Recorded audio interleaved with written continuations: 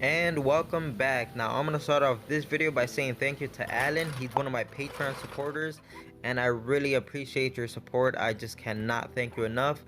He requested that I make a video on how to remove and inspect the serpentine belt and possibly diagnose where a squeaking noise is coming from.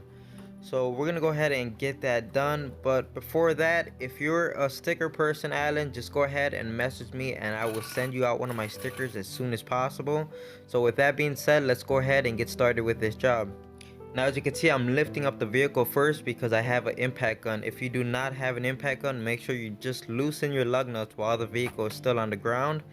And I'm using my floor jack here, but as you can see, I'm also using jack stands. You want to make sure you use jack stands whenever you lift up your car, because relying on just a floor jack is not safe at all. Now I know it seems like that this really sucks that you have to remove your fender liner just to get to your serpentine belt, but trust me, it's for the better, because if you try doing any work from underneath the hood looking down, for instance, if you had to remove your water pump, there's just so many things in the way up there that it would make the job a nightmare. So right now, yeah, sure, you're taking the extra step to remove this fender liner, but once you get it out of the way, you're gonna see the amount of space that you have to work with and you're really gonna appreciate it. So it's a little bit extra work right now, but in the end, it's gonna pay off.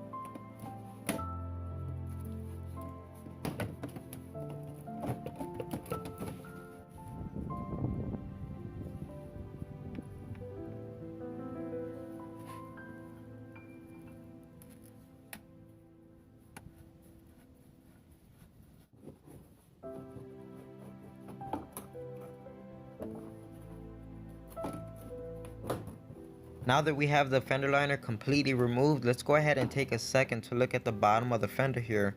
As you can see, I have a few rocks and dirt down here, but if you're just like stuffed with leaves or something like that, just go ahead and clean it out, because that actually retains water and that's what causes the bottom of your fender to completely rust out. And now we can go ahead and slide underneath the car, and with the fender liner out of the way, you can see exactly how much space we have to work with. If you're working from the top down, you don't have nearly as much space.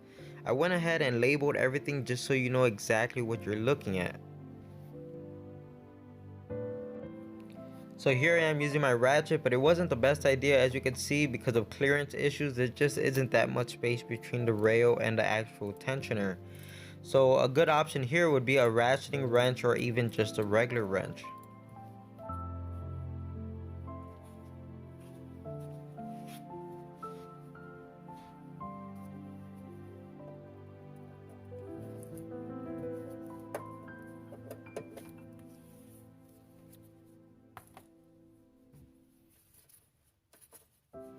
Now if you're only planning on removing your belt to reinstall a new one, all you have to do is loosen that nut on the tensioner and it's going to give you enough slack so you can slide the belt off of it. Unless you're replacing the tensioner or something like that, there's no need to completely remove it, and it's just going to cause extra work for you. But before I remove this belt, I'm going to go ahead and mark it with a forward facing arrow, because I'm planning on reusing my belt, so it has to go on in the same direction.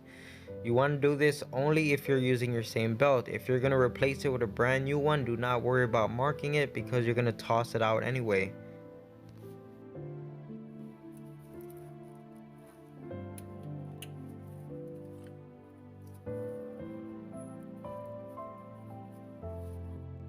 And now that we have the belt off of the car, we could really go ahead and inspect it. Now if your belt has any cracks on it like this, just go ahead and toss it out and get a brand new belt.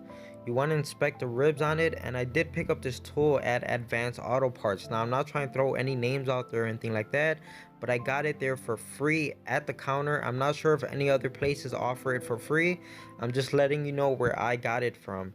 Now I put a light behind here so you can see how much light is coming through when I put the tool right here on my belt, and there isn't much light coming through, which is a good sign. That tells me that this belt isn't really worn out. And here's another angle, but without the light behind it, and the same exact thing. It fits in the grooves very nicely. A second test would be to put this in the center groove just like this, and as I run my finger across it, I could still feel the piece of plastic, which means it's sitting positive or above the belt. So that's a good sign also. If you couldn't feel that, then that's a sign that your belt is worn out. The final test is to put this on here, and within this small 1-inch window, if there's a certain amount of cracks in here, like maybe 2 or 3 cracks within that 1-inch window, then the belt is garbage. And one final test that pretty much everyone does is when you get the brand new belt, you just want... Oh great, they gave me the wrong parts. Why am I not surprised? Oh. Anyway, all joking aside, when you get your new belt, you want to lay it right next to the old one and make sure they're the same exact length, just so you don't have any problems when it comes down to installing it. And now that we have the belt off of the car, we could go ahead and inspect any pulley that we want. You want to go ahead and spin them. They should stop spinning maybe like a second or two after you let it go. I have spun a pulley before where it was bad and it would spin like for almost a minute straight. So if it is spinning for really long, it's just a bad pulley, go ahead and replace it. Obviously you want to listen for any type of noises, any chirping as you spin it. There shouldn't be any of that. And even wobble, you might want to try to shake it back and forth. If there's any type of excessive wobble or play in a bearing within the pulley, again, go ahead and replace it because it's no good. It's probably just going to cause a noise if it isn't already. But I was spinning my alternator pulley, and you can listen to this, and I actually do hear a chirping sound, which is weird because I don't have, at the moment, I don't have any noise complaints. So yeah, you can hear that, and it's something to keep in mind. So in the future, if I do develop a noise coming from my serpentine belt, now I know to pay more attention to my alternator, because right now I could already hear something. And here's another thing to keep an eye out for, is that the crank pulley is actually a two-piece design with a piece of rubber in the center, and as you can see, mine is already developing like a crack on it, and my car doesn't have many miles on it. So yeah, that's something to keep an eye out for, because they can start to separate, and it could either start to wear a groove into your timing cover, or it could walk its way off in the other direction and come forward.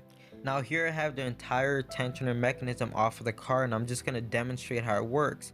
As you tighten and loosen this fastener, it's going to pull the tensioner left to right, and that's what puts tension on your belt.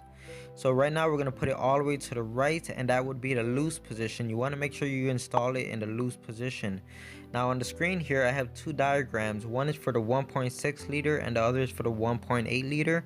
Besides the pulleys being different sizes, you can see the belt routing is pretty much the same exact way. So here's the tensioner, and it's going to sit on the car in this orientation, and to tighten it we're going to turn it clockwise. So you want to reach right behind your radiator, go underneath your alternator, and you can slide it right into its rightful place, which is right here. I know it could be tricky to get in, trust me, I know it's a very tight place. And this is why I was talking about it's better to not even remove it, so you don't have to deal with any of this. But once you get it in place, now you can come back from the front, and there is a washer you have to put on first. If you turn it around, you can see witness marks on it, and now you know which side goes on first. So we're going to put this side facing towards the engine. After you get the washer on, you go ahead and put your pulley on. Now at this point I was a little bit skeptical about it because there's really nothing holding on the tensioner mechanism from the back side. So if you don't push it on there like perfectly, you're gonna end up pushing the tensioner right back out, and it's gonna fall out and you have to start all over again. So here I am using my left hand to just kind of hold the tensioner as I slide the pulley on it. And then you're going to put this one extra plate on, which also serves as another washer, and then you could go ahead and reinstall the nut on it. Now at this point you could also grab your belt and slide it over the pulley, because like I said, your tensioner should be in the loose position at this point.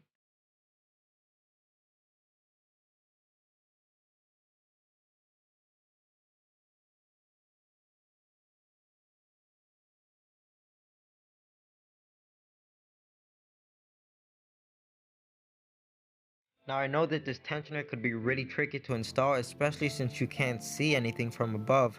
So I'm going to get up close and I'm just going to pause the video right here so you can see exactly how it goes on and you know what to do since you're not going to be able to see it.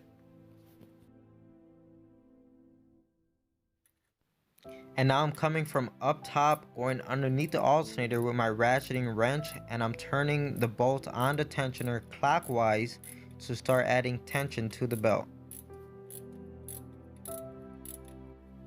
Now, just how when you remove the belt, all you had to do was remove that nut and it gave you extra slack to remove the belt, right? So the same thing in reverse. You don't have to completely use the tensioner to add all of the tensioner to the belt, because you got to keep in mind that once you tighten down the pulley, it's going to add an additional tension to it. So just keep that in mind, and it's just kind of finessing it. You have to go back and forth until you get that right amount of feel on the belt and it feels just right. Now once you feel like you got the correct tension, which is I feel I'm okay with this, I took off the nut and I'm just gonna go ahead and add some blue thread locker, because when I took mine off originally I didn't notice there was some blue thread locker on here, so I'm just gonna go ahead and replace that. Now since I have the 1.6 liter, I have to torque down the pulley to 26 pound-feet. If you have the 1.8 liter, you have to torque it down to 30 pound-feet. This black socket is the normal socket I use, but it's just a little bit too long. So I have a chrome one here. As you can see, it's slightly shorter. But when I put the black socket on my torque wrench, I just cannot fit it in here. So it's just that little minor difference of using the chrome socket that now I'm able to get my torque wrench onto this fastener and properly torque it down.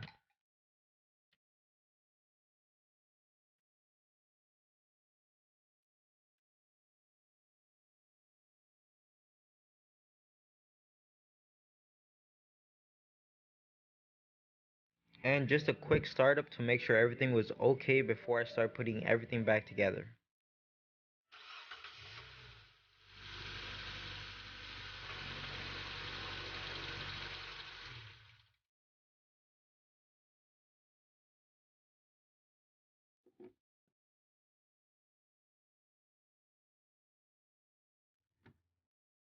Now I know reinstalling the fender liner could be a little bit tricky, especially if you're having trouble remembering how everything goes, but you could always go back on the other side of the car and look at everything and just make sure you copy it.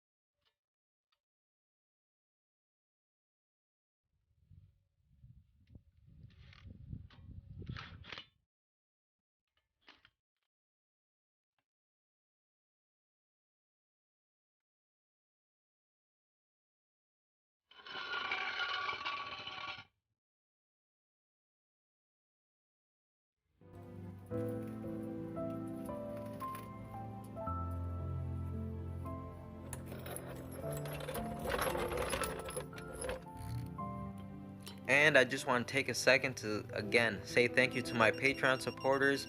I mean, anyone could tell that I put a lot of time and effort into this video, and if that does not show how much I appreciate my Patreon supporters, then I don't know what does. So again, just thank you guys. Truly appreciate it. And that's it. Don't forget to follow me on Instagram, Patreon, you know, all that social media garbage. If you liked the video, give it a thumbs up. If you're considering subscribing, don't forget to hit that notification bell. And like always, thanks for watching.